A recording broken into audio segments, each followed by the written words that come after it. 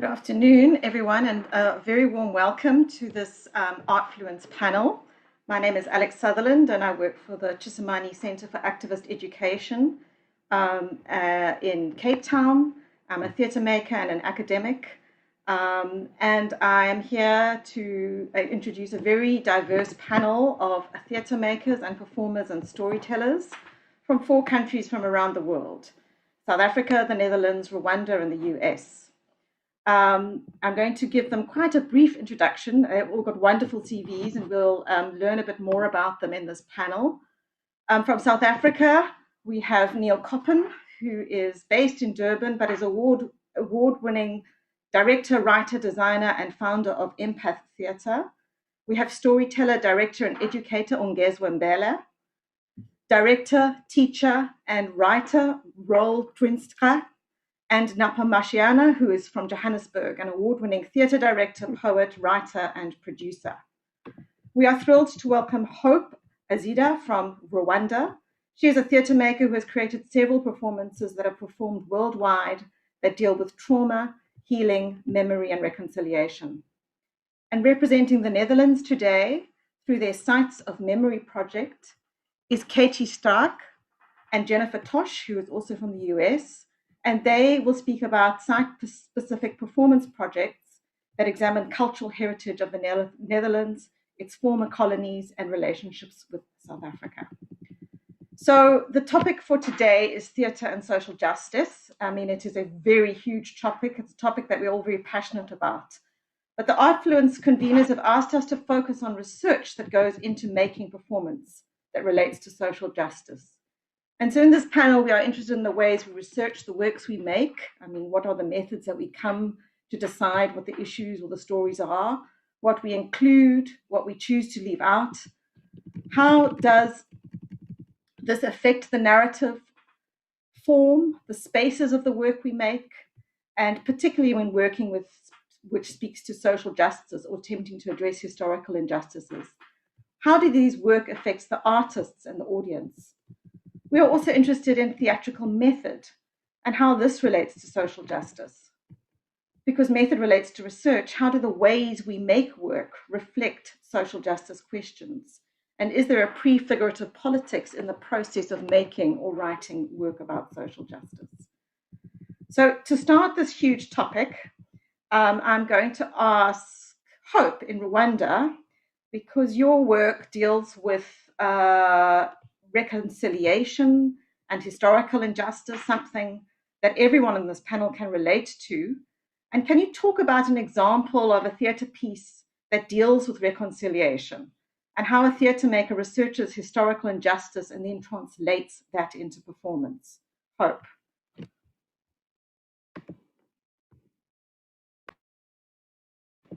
Hope, can you unmute, please?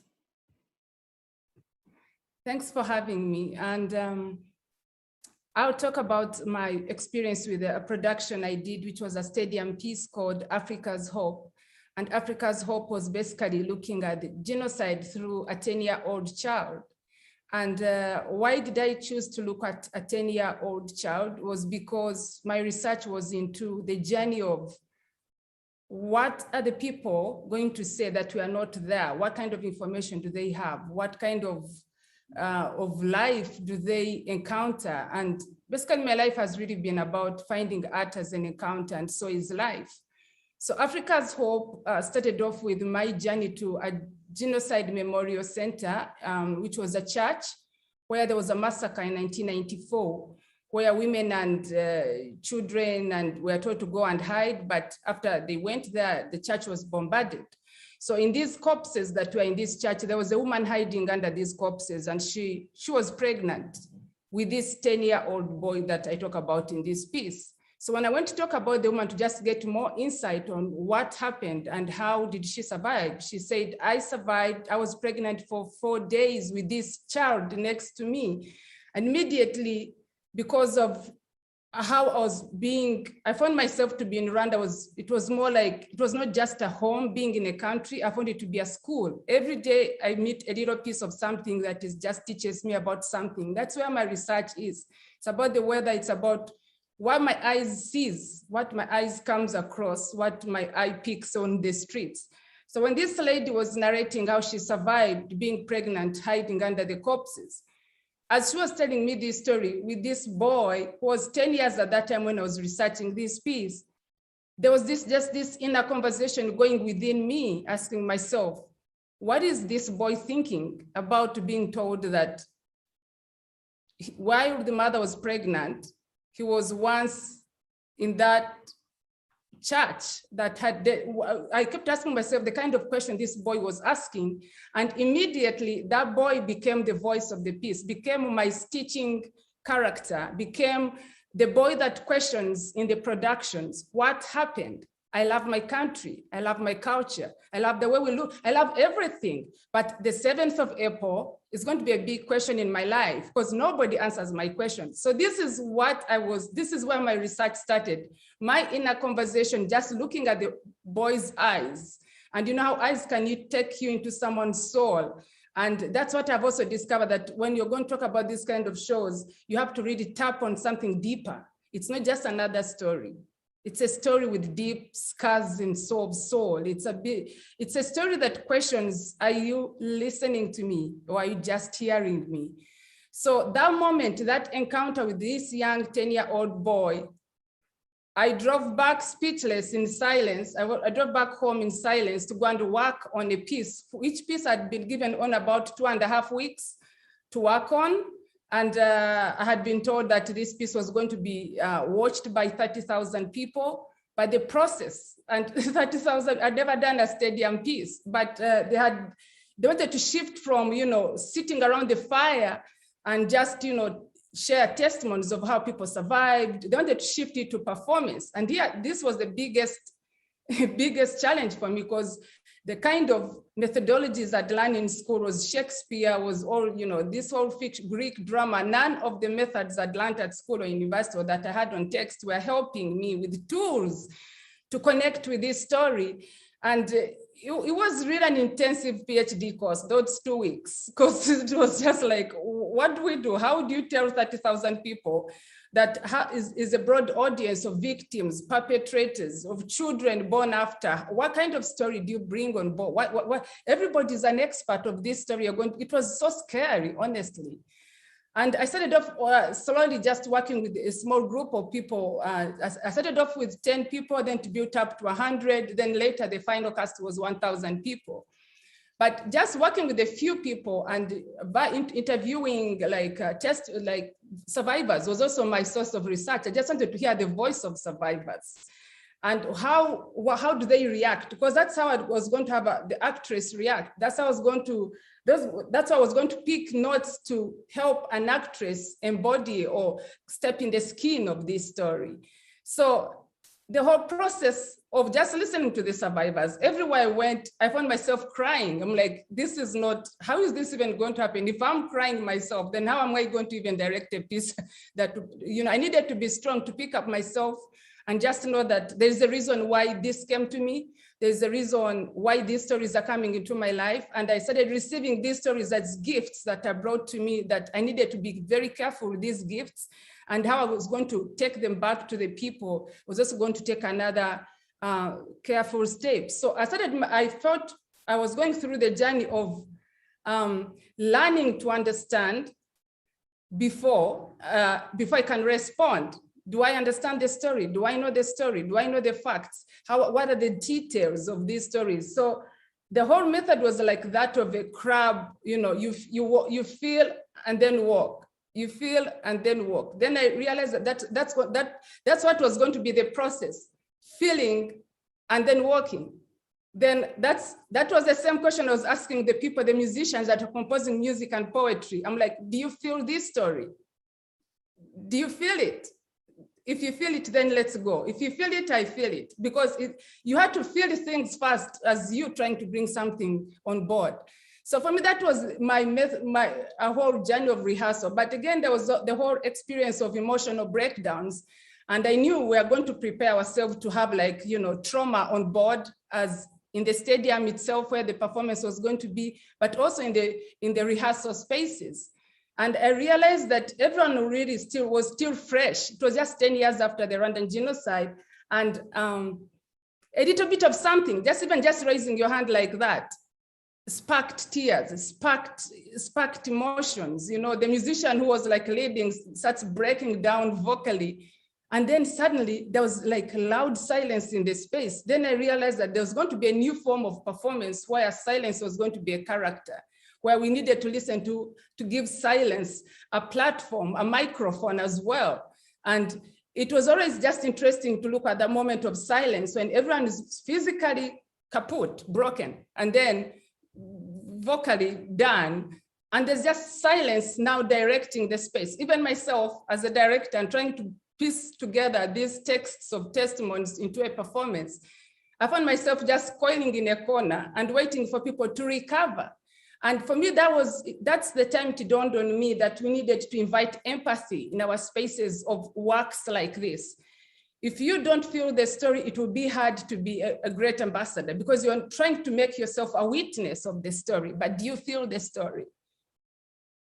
You know, for me, that was my way of like trying to do this. And then there was a whole emotional breakdown. And then we had to ask ourselves, are we ready to do this? And they said, yes, we can do this. I'm like, okay, let's see. Let's just listen to the silence and see where it takes us. And then I realized that out of silence, somebody started playing a flute, or somebody started humming a song, and some music just came out of sight. So silence was more like going back to the board. This is where we are. How do we transition to this other piece and then transition to that and that? So the whole piece for me was a really a research process / work in progress / everything around understanding the pains and the weight that the witnesses hold, and how we can really stick and anchor ourselves to the truth and wisdom of these kind of stories that come to us, and try to carry them with care and clarity.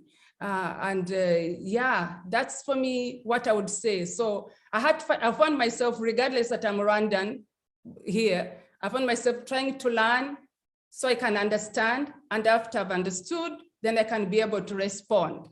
So that was the whole journey, learning to understand and understanding to respond. So thank you so much.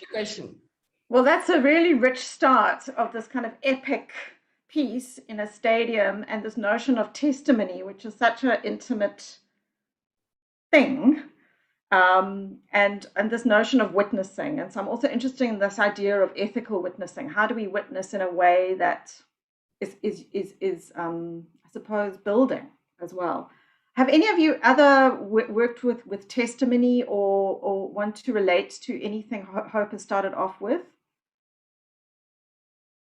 Napo, thank you. I mean, I have. I think with my latest piece, My Vagina Was Not Buried With Him, which is a one-woman show that I wrote and I'm performing in. It's directed by Clive Matibe. And it really focuses on gender-based violence. In terms of research, what I found mostly, throughout Africa and across was, the shock for me was that South Africa is classified as the kingdom of femicide. But also in the past few years, we've been living with a lot of hashtags, hashtag Me Too, hashtag Am I Next, hashtag, not in my name, hashtag all the victims that have fallen or, lost their lives in the hands of the partners and everything. But also I'm a survivor of gender-based violence.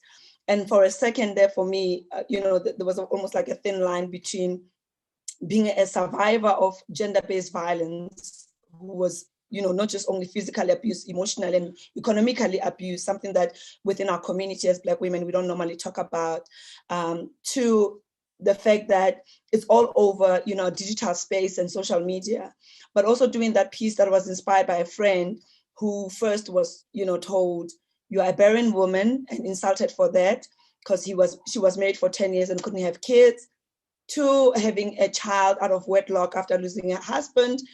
And just the sense of how there's our body parts that are not owned by us as women, and how that connects to the reason why most partners people that we love, we trust, our, uncles, our fathers, why they, violate us.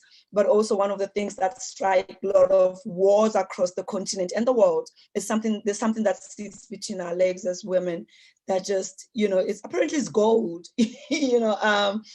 but for me, the shock was just like how something that sits on a woman's body is not hers to own, to control, and everything.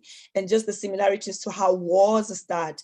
And even when wars happen across the continent or the world, it's the women that get raped. If you look as far as back as history of slavery and everything, it's the women that get raped, it's the women that get violated, it's the women that get silenced. And also in South Africa, we have a culture that is so violating to women's bodies. So for me, there's something very resonating that with hope, and also with my, brief knowledge of Rwanda, with us, it's the war. Our bodies, I always say our bodies are part of the battlefield, in South Africa, and having to tap into a lot of testimonies of women, having to collect 2,500 bras of women leaving their body part, for me to perform with those body parts without them altering or projecting themselves into those kind of pieces. So there's a lot of, like, there's all of us are in some war that we are not part of, we are not organizing, we are not leading, but we are the front line. And I feel in the context of South Africa is our body part, and this thing that is sitting between our legs, that's called a vagina, that we cannot call it by name, that has made the kingdom rise and fall. And that also, from biblical times to cultural and traditional times, makes us hate each other and really be violated against. Okay, thank you so much. I mean, I think there's lots of resonance of the personal and the political and this idea of war. Hope, I'm just going to pause you just for a second because I have to move on to some other people. And of course, theatre is about the performing body. So there's lots of interesting resonances here. I just want to move to this notion of, so Hope has talked about the stadium, right? And and the bigness, the largeness. And some of you are working in sight and in street. And I often think when we often think about theatre for social justice, we think of getting away from the elitism of a theatre space, for example. So maybe can I ask Katy and Jennifer to talk a little bit about your site-specific work and where it happens and why you've chosen sight as a storytelling modality, please. Thank you so much for having us, and I'm just so intrigued. I could just sit and listen to everyone speak. So just a little brief context for Katy and I am a cultural historian. I started an organization called the Black Heritage Tours in Amsterdam in 2013, and Katy is a theater maker, and so our two disciplines, we share an office space, and our two disciplines I think organically came together in how do we use historical context and literature and knowledge to produce historical theater. And that's really where our two worlds came together. And the idea of using site-specific, one thing that makes the Netherlands and Amsterdam particularly unique is that it's very well preserved with its colonial heritage, the built heritage, the theater, and very much in a way is the theater. Because there's so many traces of our colonial past that are still visible and present in monuments, national buildings, canal houses, museums, etc. So it was quite easy to use these specific sites. I had already co-written 2 books on the traces of the early Black heritage and slavery visible in Amsterdam. So we were able to actually know quite a lot about these specific sites, and really taking up this idea of what we didn't know, what was hidden in these narratives, the voices of the past that usually are silenced or forgotten or ignored. We wanted to really amplify those voices as if they would be to speak back to history. So we used very much a framework called critical fabulation that some of you might be familiar with from Saidiya Hartman, who tries to amplify the voices of the enslaved or the oppressed so that they could speak from their lived experiences, which is usually not recorded or documented in archives. Katy, you want to add something to that? Yeah, maybe just to add, Jennifer, to what you were saying is what Alex was talking about in terms of the testimony. So what Jennifer is saying is that indeed some of those stories from the past are hidden or not well documented, especially if it comes to the stories of the Black communities in the Netherlands or formerly enslaved people. And what we do is we really trying to feel into the kind of unwritten stories that are there, that are hidden in the cities and hidden in the kind of memory of the spaces we visit. And through working with an incredible team of performers and artists, we try to bring these stories to the present. So also looking at current testimonies of artists who look at these histories and see how it impacts their lives today, or maybe their ancestral line, to see like, okay, what kind of stories come out from within the team. And in that case, we work with different disciplines. So it's not only site specific, but also using poetry, using visual arts, using dance, storytelling, to bring these stories to life. So, yeah. Okay, wonderful. Roel, I know you've also run a street festival, for example, in Durban, and have other forays into site-specific work. Can you tell us a little bit about specific research processes that might go into working with site or street performance, particularly because those public spaces have different cultural, social, political meanings for audiences? Yeah, let me try. Hi, everyone, and thanks, Alex, for that question. Just in two lines before that, I'm based now for 10 years in South Africa, in Durban. And in that time, the first 6 years, I did shows based on different novels from writers, Miyakuto, Mozambican writer, Tambutso Marichera, A House of Hunger, Madonna of Excelsior, which always had very specific research processes and were linked to social justice. But saying that, for me, the word social justice is like big and huge, and I feel I come to the street theater, I promise you, Alex. It's such a big word because it has not only to do with acknowledging the justice of wealth and opportunity and privileges in society, but it also has to do with the redistribution of that and helping with that or being part of that.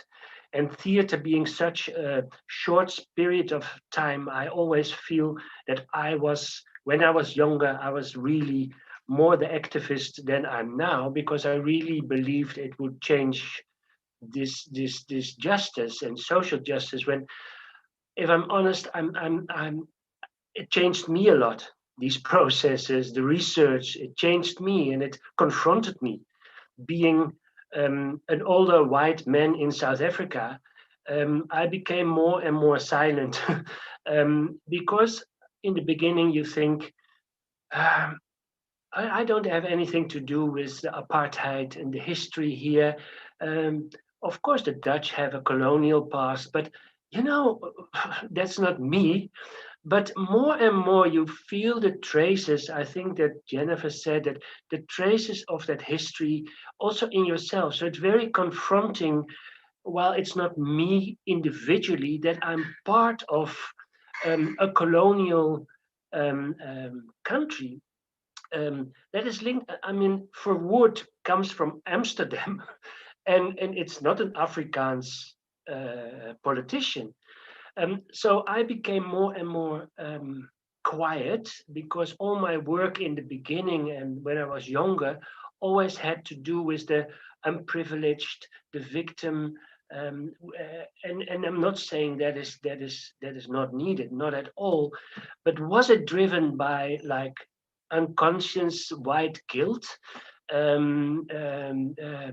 I would at that time never thought of that. But so working in South Africa was for me the first time that I really felt very Dutch. I never felt so Dutch as as here, being linked to, because everyone sees me linked to, oh, you guys took our land, you know, and it's very confronting, and to really take that serious and go internally. Where are those traces?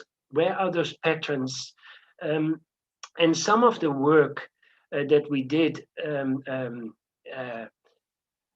there was always the need to go out of your comfort zone and to I would say my research process is always to read and research, to talk with people, to interview them, but also to travel, also to go where you are talking about, and also take your audience on that travel. And there comes the site specific. I always, sometimes I worked in theaters, sometimes it was more site specific, but the site specific work always also takes the audience out of their comfort zone and confronts them walking on the beachfront all of a sudden with some work that they would have never seen before.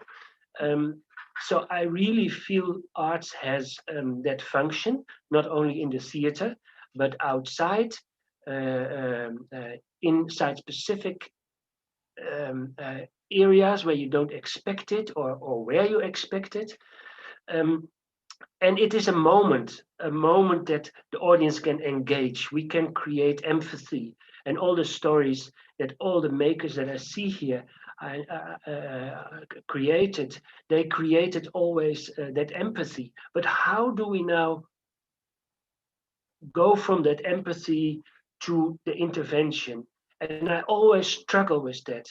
I always feel, and that's why I like this festival, because it's called Artfluence. And as far as I understand, that fluence has to do with radiation. It is something which, like energy, radiation, particles, whatever, of energy streaming away. So there's a lot of, one particle is not enough to do something, but a stream of particles can create a laser gun.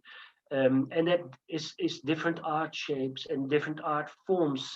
And I like that from this initiative a lot, the word fluence and Artfluence, because one interaction and engagement with the audience is not enough to create intervention or to contribute to social justice.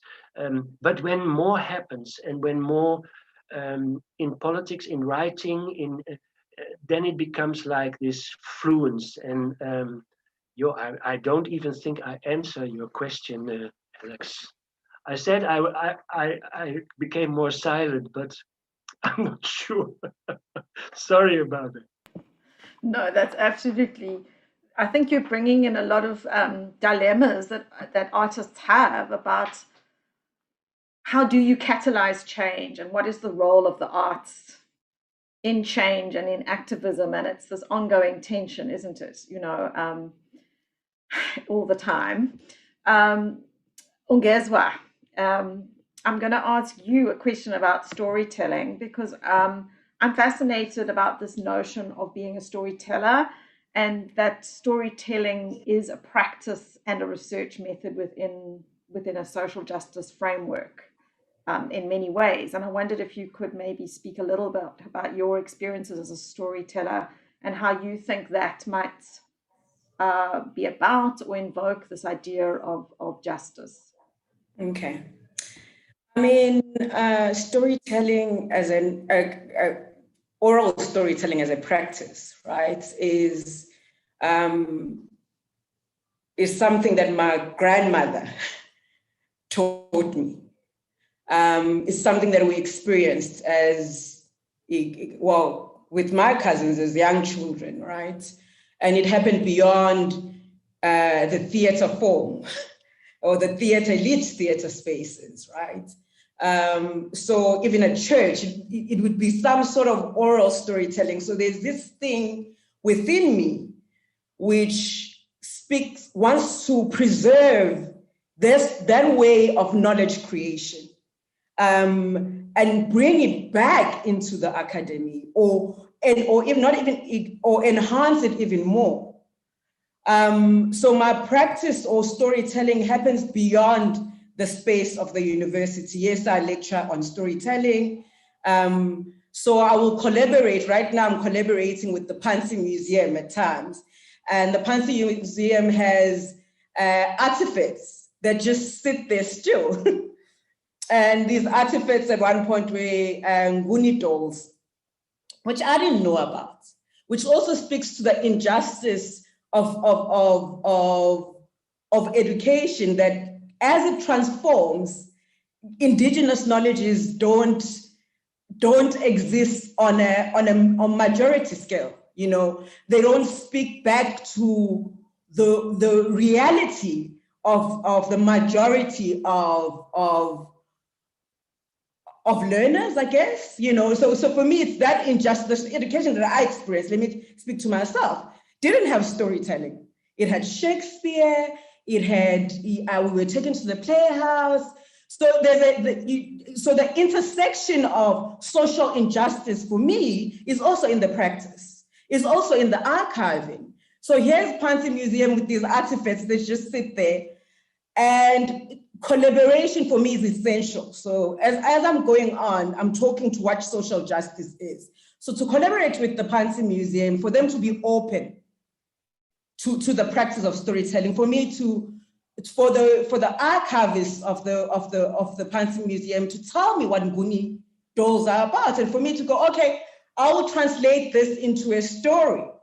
Nguni dolls were fertility dolls who were given to Nguni women when they came of age, or to practice how to, you know, or when they were struggling to give birth, or to practice or initiate them into the nurturing of bringing a baby to life. But what I do with that story to bring it to the children, I'd say to them, your Nguni dolls are for playing, right? Because the narratives transform and we adapt. What the children do to me, because the storytelling is interactive, so it first starts with the codes of storytelling. There's response, it's interactive. So the notion of the audience and the performer, what is it called in English? The wall is disrupted. We know the whole system, third world, man, the fourth wall, yes. Fourth wall. Fourth wall, third world. So the notion of the fourth wall is disrupted, where there's an invitation to engage in an interactive form of storytelling. What happens with me as a storyteller is I don't know where the story is gonna go. and the improvisational nature of it, having to bring it back to what I had skeleton as, is the most hardest thing to do. But the children trust me, I trust them. And when that coding system of Wasuga Sugela and the inquiry, the story is driven, because I asked them, do you know about Nguni people? And they answer, and the answers are random and beautiful. And children drive my way of thinking as a researcher, because they're curious, they ask questions, they speak truth. And some of them will say, Nguni people are Portuguese. And I'm like, okay, cool, here comes the colonial question right now, because I have to be truthful, and I look at the parents, I'm like, are we ready to have that conversation? And they just silence. And then I'm like, oh yes, Nguni people or Shangaan people speak Portuguese. Yes, you're right. And it's those moments where now I'm stuck with where does this story go? Because the children have asked for a complex story about Nguni people. They don't have just a Pan-African existence of a people, but they're complex and they carry pain and colonial pain. And so I'm stuck with now, how do I transform that story in a way that is accessible for the children, that the story goes on? So for me, social justice is not just the arrival point, it's in the practice, It's in the form. It's in the actual content. It's my positionality as someone who comes from this country where we coexist with violence, right? Where you can't run away from violence. It's in your imagination, it's in your body, it's in your trauma, it's everywhere. It's different forms of violence. So there's also this obsession about the representation of violence that starts to come with me, because I'll just say for my PhD research, I'm interested in the works that Ru in the Twist Project does, and Zabalaza Festival, where they make space for young people in this country to speak about, who are from the townships, who speak about the existence in the structural violence of the township. And they have voices, that's the social justice, right? They speak, they express themselves, they use techniques that they know, and they indigenous, they eclectic, they urban. I'm like, who the hell are you? We know you as unemployed youth. So I'm obsessed. I'm from Wamashu. I'm obsessed with knowledge that happens beyond the theater space, in the way I was educated to a certain extent, in the formal structures. Okay, fabulous. I mean, I think you've brought something that I think is so vital, is who gets to make the work. So that's, in essence, we're talking about a radically democratic artistic practice where everyone should have the opportunity to creatively express themselves, right? And to be listened to, and there's so few platforms to enable that to happen, isn't there? Neil. So Ongezwa's talked a little bit about process and the practice, and I know you have a range of practices, but I also know that you have quite interesting processes in the Empath Theatre project. So I wondered if you could introduce us to some of that work as well, please. Sure. So hello, everyone, and thank you so much for having me on with these extraordinary minds and practitioners.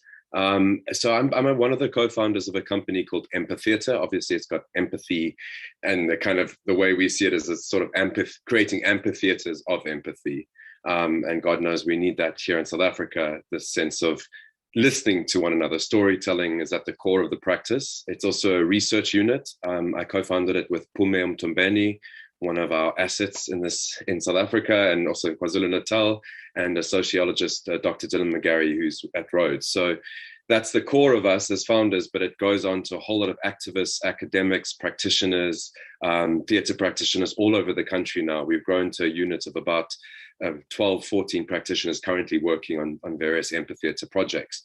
So the process generally involves identifying a matter of concern around social justice or ecological justice issues, and working extensively with people who that issue very directly impacts. I'm going to give you one example. Was a street level drug addiction project we did on Wunga called Owembo, which ran for 6 years.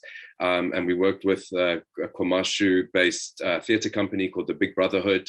And we started to work with actors as ethnographers. So it was 2 years where the actors were working with people within their own community around what that issue of Wunga meant, interviewing police, interviewing users, dealers, obviously all within very careful ethical concerns. We started collaborating with the Urban Future Center. The deeper our research went, looking at harm reduction campaigns. Basically, we researched for 2 years and gather all of this information and then collectively transform this into a theatre production. That's the beginning of the process, because then obviously the show goes out and tours extensively throughout the country and throughout communities. And the talkback is a very important part. But one of the biggest lessons we've kind of discovered in this practice, and it draws on a lot of, I'm not saying it's a revolutionary practice by any means, it draws on a lot of well-known applied theatre models and testimonial theatre, verbatim theatre, documentary theatre, theatre of the oppressed, obviously. But this problem with theatre of the oppressed we found was that the oppressed know how oppressed they are very often. And what are we doing where we're just reflecting stories back at people who already go, yeah, that's my reality, that's what I told you. So we realized that what's missing from this conversation is perhaps theatre of the oppressor. What does that mean if we want to change these injustices and really try and make a difference? We have to work at a higher systemic level of where they're coming from. And that's policymakers and politicians and municipalities, people who actually hold the power to enforce true transformation, if we can call it that. Those are big words. And so what we do then is we invite, the big part of the process now that we've discovered is that you have to invite all those stakeholders who fed into the script itself and the scripting research process. You have to invite them all to attend one production together. So in the case of the drug project, you want the dealers, the users, the police, you want the politicians, the policymakers to all be sitting, going through this experience of actually truly listening to each other's stories for the first time. Because that's one thing we discover, no one really listens to each other, and all of these conflict or zones, no one's really actually sitting down and going, I want to know your story, I want to know your perspective on this. So we gather all those perspectives. It's a multiple perspective approach, and then getting all of those different participants back in the audience to then kind of what the theater process does is it disarms them, empathetically disarms them. If this was just a meeting of minds and a discussion, people would arrive with their combat gear on. But the theater we're learning and the storytelling part of this process has a wonderful way of disarming people and allowing them deeper insights into each other. And instead of using each other as examples and the conflict breaking out at that talkback, they use the theater as an example. So it's a kind of degree of separation that allows people to reflect together without it becoming personal or aggressive. And we're using this now in a lot of very contested spaces around land, around xenophobia, around kind of gentrification and spatial segregation in Cape Town, and around sustainable governance to do with the oceans. So yeah, that's some of the learnings and the practice that we've been going through at the moment. And we're finding that seems like a pipe dream. How are you going to get people in power to sit in the theater? And by making theater responsive, the Home Affairs can say about our xenophobia project, we don't have time to come attend and listen to all those narratives of migrant women coming to Durban. So we say, fine, we'll arrive on your lunch break and set up a circle of chairs. And all we need is you can be eating your lunch in the circle, but we want you to hear these stories. So people have less of an option. And what's wonderful now about this process is that we're being invited into policy spaces. We're working with the UN right now with theater. We worked with the Hawks and the highest level of government around street level drug addiction and advocacy strategies around drug use in the city of Durban in South Africa. So we're finding that theater can climb into those spaces of power and really start doing the work and shifting thinking. And that's, yeah, some of the exciting journeys we're on at the moment as a collective. Wonderful, thank you so much. So I mean, I think we've now heard from everyone and some really fascinating ways of working, sites of working, audiences, processes. So, I mean, can I invite you to maybe talk to each other? Is there anything? I know Hope wanted to say something to Napo at the beginning. Is that still burning? And so, Hope, can I ask you to start off and maybe respond? And I just think, you know, there's also this background of violence I'm noticing in everyone's, you know, and obviously, you know, it seems a cliche that violence relates to social justice, but, you know, there's a never-ending thing about how do you translate violence theatrically and ethically. Anyway, so Hope, what would you like to say? Yeah, at that time, well, Napo was talking about rape and women, and she just reminded me that rape is a weapon of war when it comes to wars and genocides. And there are people targeted just to be raped and infected with HIV/AIDS. Like in the case of Rwanda, women were being targeted, like the Tutsi women were being targeted to be raped, to be infected with HIV/AIDS, so that at the end of the day, there's no witness. And after the genocide against Tutsi, when it happened, the witness was fading with AIDS, you know, but again, you need information. So it's really challenging when you have to be in the position of an artist trying to bring these stories to life. And how do you place yourself in this space of, or in this life of a victim of rape, of not just rape, but it's mass rape. And how do you portray that? And in our case, you would find that actually even your audiences have these kind of victims. And our challenge was like, how do you connect? How do you strike a connection? How do you strike a soul tie with this victim so that they feel like you're walking hand in hand with them every minute of the performance. So yeah, rape as a weapon of war is happening. It has always happened in all violences, and it is something that is really quite challenging when you have to bring life to texts or to testimonies around these kind of testimonies. And Naila also talked about like how should we talk about just the oppressed, about the oppressor, and then he reminded me of a performance I worked on, and this time around I wanted to focus on a perpetrator, the one who just killed. But again, I still needed a victim in that space, you know, and just listening to just also the perpetrator himself and how he's broken down and how he's really, when you interview them, you find that behind this criminal, there's a human being. And then that's when again, empathy comes. We have time as an artist to just, you know, listen to the oppressed as well. Because we need to hear from their perspective. What happens to a person? What happens to that moment that a beast erupts in a human being, in what looks like a human being?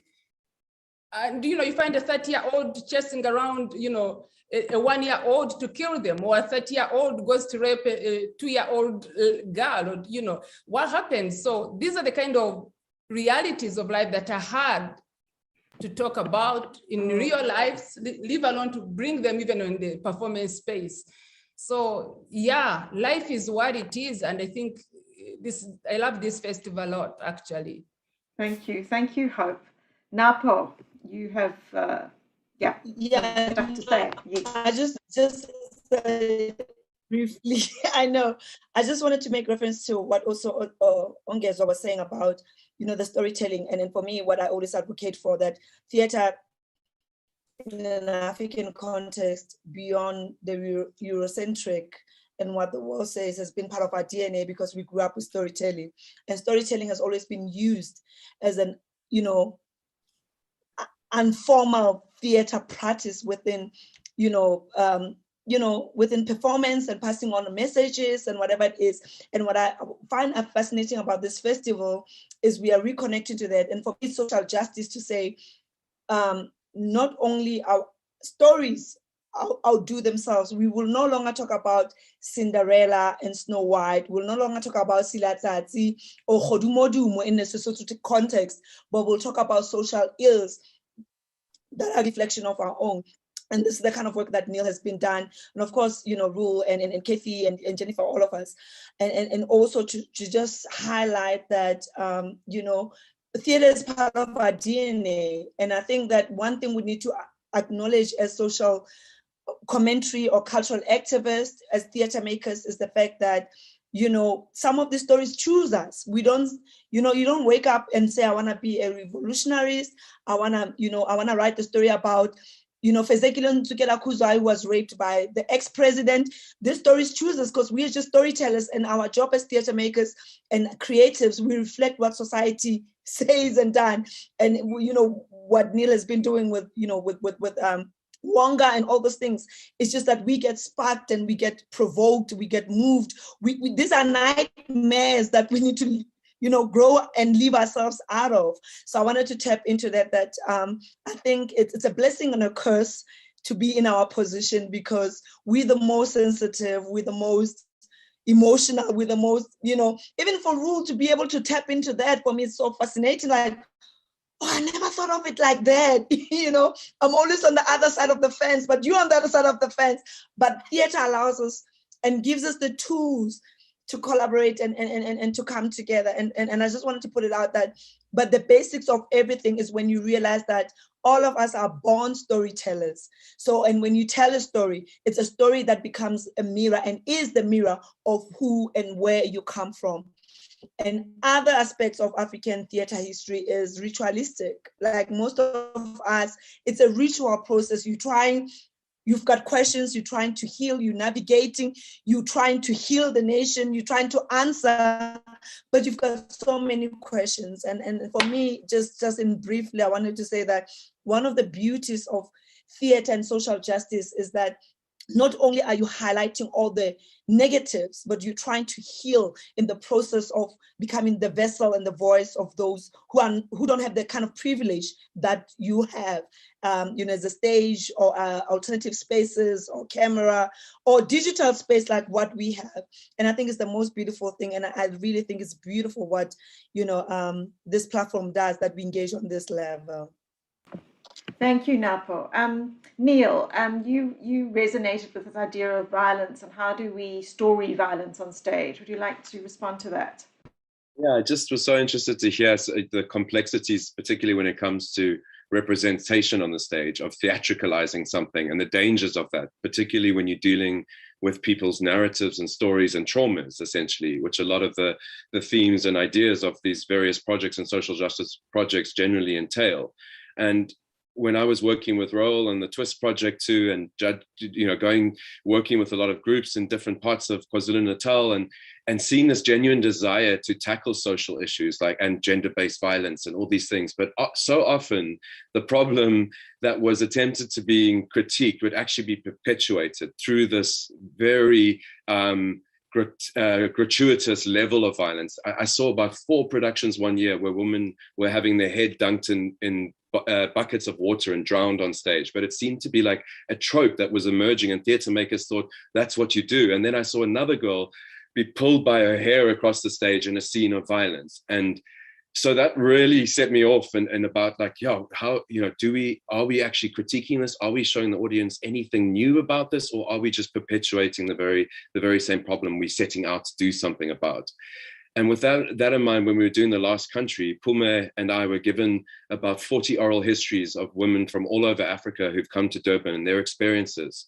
And of course, some of the experiences narrated in those testimonials were so utterly traumatic that we couldn't even finish reading some of them. It was so harrowing.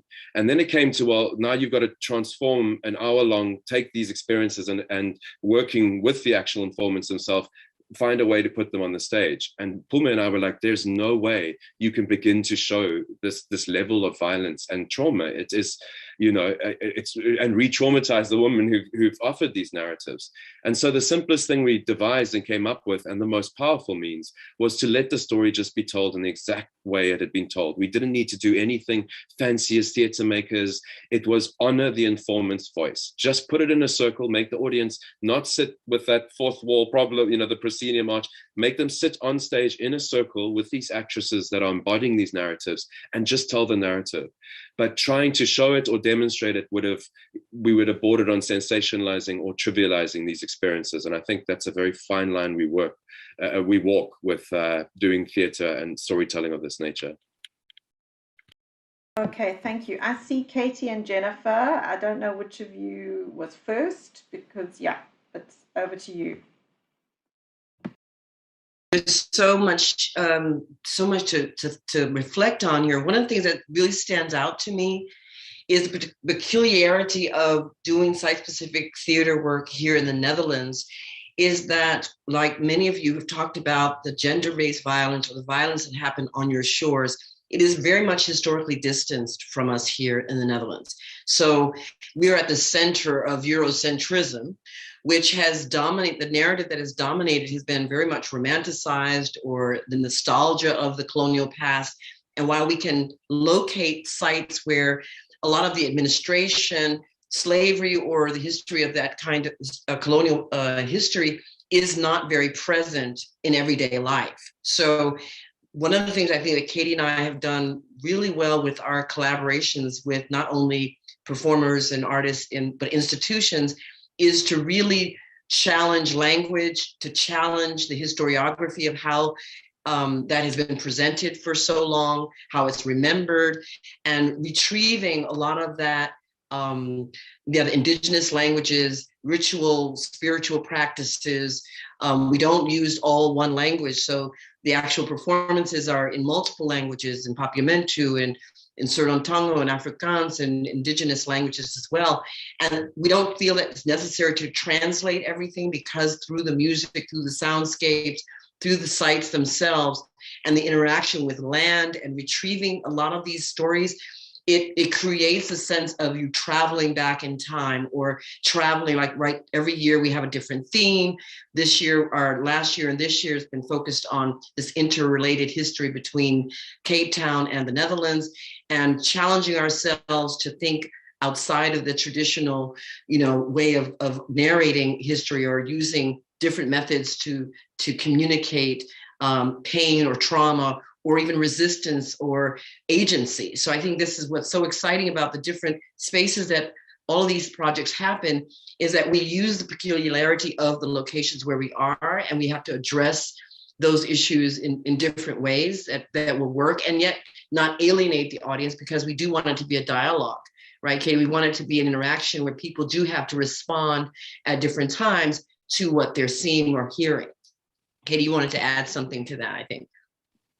Yes, thank you. I just wanted to, as our current project is called Future for the Past, it is about the connected history between South Africa and the Netherlands. And I think as we're talking about social justice, what has been incredibly valuable in our process is this collaboration with artists from South Africa, and to use this kind of artistic dialogue as a mirror for all of us, because I think we are also looking at this colonial legacy from our own place of being, like being based in the Netherlands and the sites that are present there. But what this process has been allowing us to do is to really tap into the sites in South Africa, the stories from South Africa, the perspectives from South Africa, and to see how they speak back to the sites in the Netherlands and vice versa. And in that way, it's always a very, I think when we talk about collaborative processes, and even processes that are not international exchanged, the process of just looking within yourself and feeling safe in the process and allowing these stories to emerge and to be shared is always quite challenging for all of us as a group to be in. But at the same time, also it also has these frictions that arise, because it is also about how do you use language, also language of within these topics of colonization or social justice, like what are words or phrases that you can or can't use? How do they how do they feel back to us? And so I think this kind of safe space that we are able to create, where you can agree to disagree, is always incredibly important for these stories to emerge. And maybe just to, as a last point, in terms of creating work that is site-specific, is also this dialogue that we have with our locations. So we use historical sites, and very often these are museums or maybe houses, and institutions are not always ready to open up to these kind of narratives. They say, no, this is not the kind of narrative. We are not really, that's not the story we want to tell. They're very scared of what it implies to them as an institution, and maybe how it feeds back to them and their narrative, and how they have to now shift gear to embrace this new reality and to see what it means in how they organize themselves. And I think the kind of relationship we've built also with institutions they take time. It's always very slow. It also means within the collaborative process within our team, we've been working with artists for a number of years, and we also build a certain kind of trust and a certain type of language of collaboration. So I think to tap into this kind of very sensitive topics, it's been this sense of trust and allowing them the stories to emerge has been really vital. Thank you, Katie. Ongezwa, you had a reflection question. My thing, I think Ru touched on this. I think the work that we do, the kind of work, asks you of your positionality in relation to the work. So then there's this constant reflection. How do I contribute to this? What is my responsibility? When young people in Khayelitsha want to represent rape on stage as it is, or I include a text, have you seen Zandile? And it's a battle because they're not understanding, but it's a constant negotiation of positionality of ethics. And working with the institution, I'm held accountable in terms of the ethical practice of the work that I do. But also ethics being in the relationships that you build with people. I mean, I've got beautiful relationships at the Zabalaza Festival where I have access to knowledge of young people just creating and curating their stories.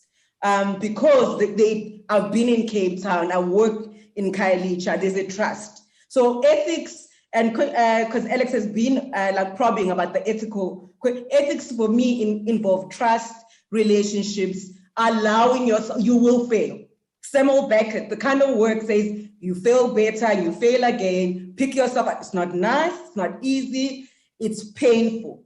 But I also wanted to just touch on basis of, as we go on about these stories of social justice, and I think the children that I tell stories to rekindle the everyday living, the everyday story. Jabulo Ndebele goes, the problem also with us in this country as creatives, we want to show the protest. So therefore, but we loved, we laugh, we create, you know, we are just not people constantly who are coexisting with violence and traumatized, you know, we survive. There are Stockfells, there are, you know, there are women who organize on a Thursday during apartheid. And I'm fascinated by the history of the township and being from KwaMashu and partly Khayelitsha, you know, the everyday story in relation to. And isn't that in this country a form of social justice to tell the everyday without making it seem like, oh, we are happy clappy, but really telling stories. So that's where I'm at in my research, in my work. Just wanted to say that. Thanks, Ongezwa. I think that's really powerful, you know, that lived experience in all its pain as well as its joy of people who often have been erased or marginalized or not seen as important is also part of a social justice project, isn't it? Like who is made visible, who is imaged as well. Sorry, we've been granted a tiny bit more of time, so I'm just going to start wrapping up, but Hope wanted to say something. Hope.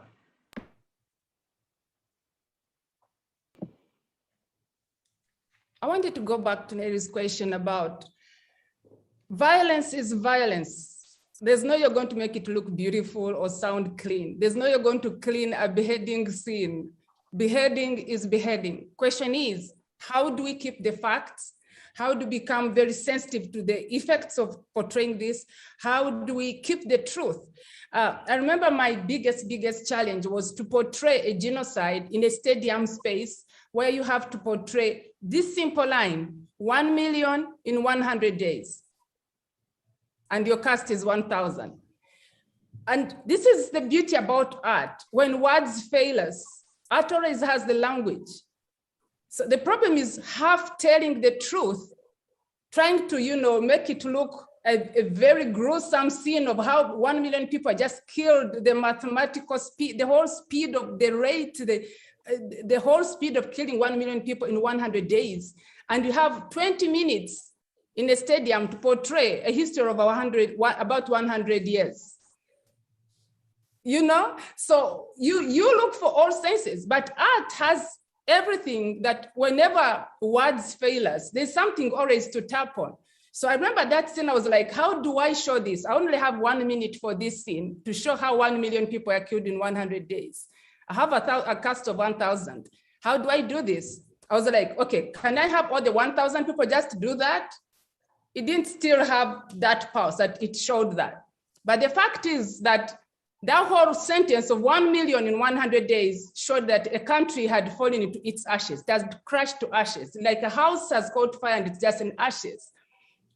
So I was like, let's do a bang. Let's do something. Okay, it was systematic killing. Let's have bunches and bunches, clusters of people fall, and bang, and then there's silence. And at least let everyone lie still on the grass in the stadium in silence, just silence. And let this happen in 1 minute. Let's see if it can work. And then I realized the one I was trying to make clean and just do this, you know how you do like a dead body, people standing and you have this, the country was down, it was in ashes. But when I did that thing of like tan, tan, tan, tan in different clusters, the speed came at which people are being killed, and I got the impact of the country flat on its ashes and trying to rise again. So my task was to, how do we now rise from the grass? What happened exactly for Rwanda to start, you know, like a flower coming from the soil, like to germinate, like, so the music comes, and that's what the beauty about art, it comes. Of course, 30,000 people looking at 1,000 people lying flat, it sparked trauma. But I had survived from being accused as an artist that I'm trying to tell the hard truth in a nice way, like to tell half truth. So I told the truth, and I didn't participate in trying to make, you know, join the voices of denying the genocide, because every time you do half tell anything, you're denying the facts, you're denying the truth.